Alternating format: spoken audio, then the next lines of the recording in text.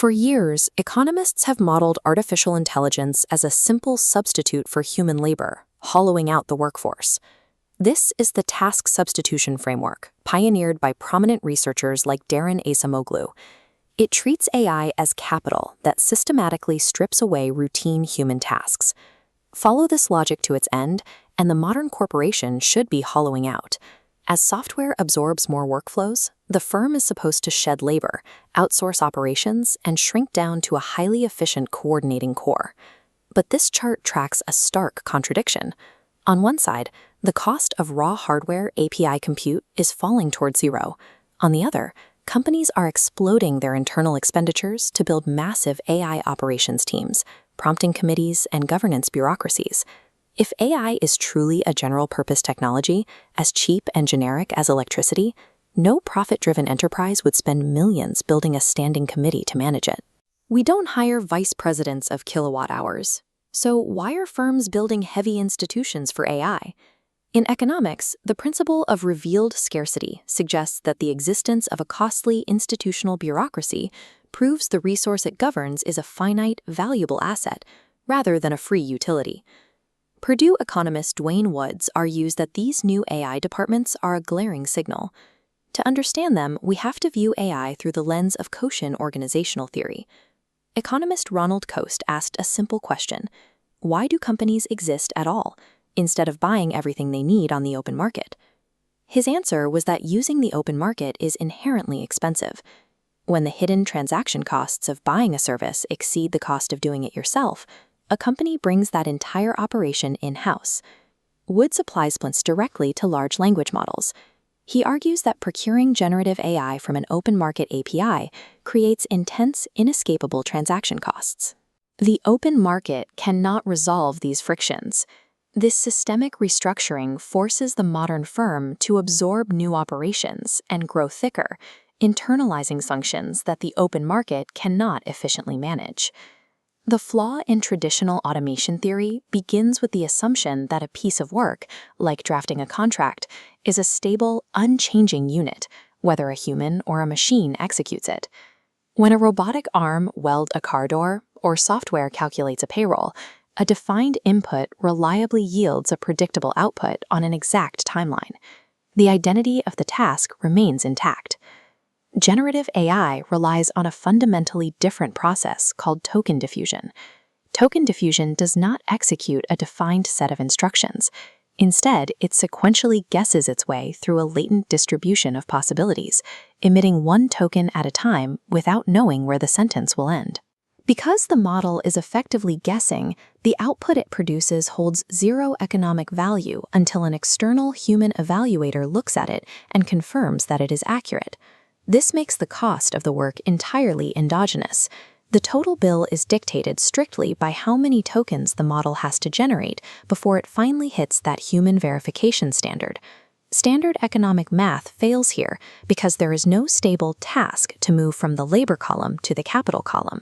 There is only an opaque search process.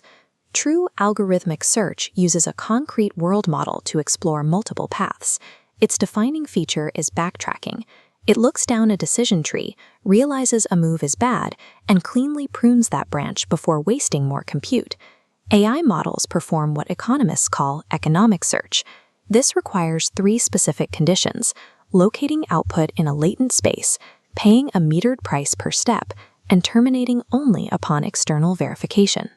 Large language models execute economic search, but they lack true algorithmic search. Once a standard LLM emits a token, it cannot take it back. Lacking the ability to efficiently prune bad branches, it substitutes intelligence with brute force statistical depth. Even the latest reasoning models, which allocate more inference compute to plan their answers, do not solve the underlying economic problem. They still produce an opaque trajectory of reasoning that the buyer cannot fully audit or cleanly write a contract around. This inability to perfectly prune bad paths inflates the token cost of every verified output, creating a volatile financial exposure that open market APIs protect against. Every company accesses the same generic foundation models via the same public APIs. These off-the-shelf models are commodity inputs, not proprietary advantages. The actual economic value lives in the search state, the highly curated context, prompt scaffolding, and proprietary retrieval history a firm builds around those models to make them useful. This creates our first quotient transaction cost, relational specificity. A search state perfectly tuned to analyze risk for a corporate law firm holds zero value for an ad agency generating marketing copy. Second is hold-up risk. The model vendor controls the weights and the software updates. If they alter the model's behavior overnight, they can instantly strand or destroy the millions of dollars a firm invested in building their specialized search state. Third is non-contractability. Neither the buyer nor the seller can credibly measure or guarantee the internal search depth of a generated token sequence. You cannot enforce a legal contract on a process neither party can observe. This opacity shifts a massive verification burden entirely onto the buyer. To certify that the model's output is safe to use, the company has to hire expensive human experts to manually review the work. Buying raw tokens on the open market acts as a tax on human verification. Because a firm cannot capture the full return of its verification labor when the vendor holds the search state hostage, it will systematically underinvest in the experts needed to certify the outputs. Because the search state is specific, non-contractable, and easily held hostage, market procurement fails. This triggers the Coasian mandate to bring operations in-house and restore residual control. The line where a company stops buying from the market and starts building internal governance is defined by a single metric: task ambiguity. This plot maps 3 AI regimes. For low ambiguity tasks like basic code, buying raw API tokens works, verification is cheap. In the middle, firms hire governance as a service middleman to orchestrate tokens. But for high-stakes, ambiguous tasks, outsourced governance fails. Firms fully internalize the search process. Even a purely profit-maximizing company with zero ethical constraints will refuse to outsource these high-stakes tasks.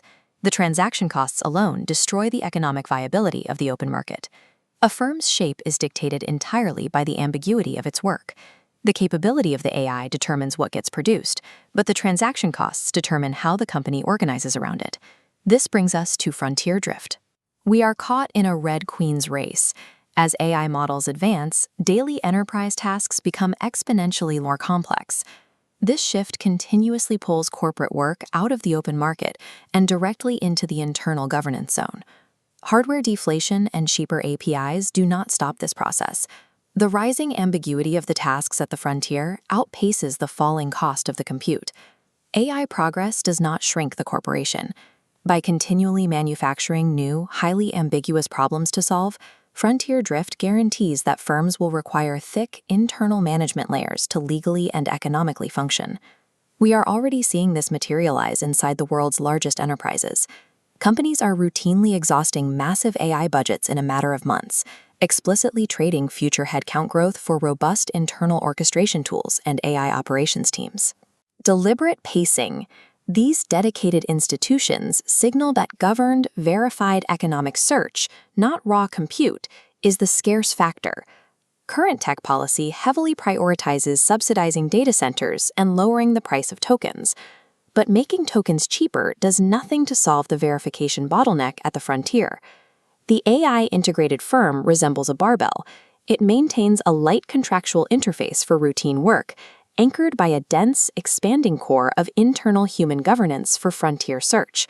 Competitive advantage does not belong to the company that buys the cheapest tokens or licenses the smartest generic model.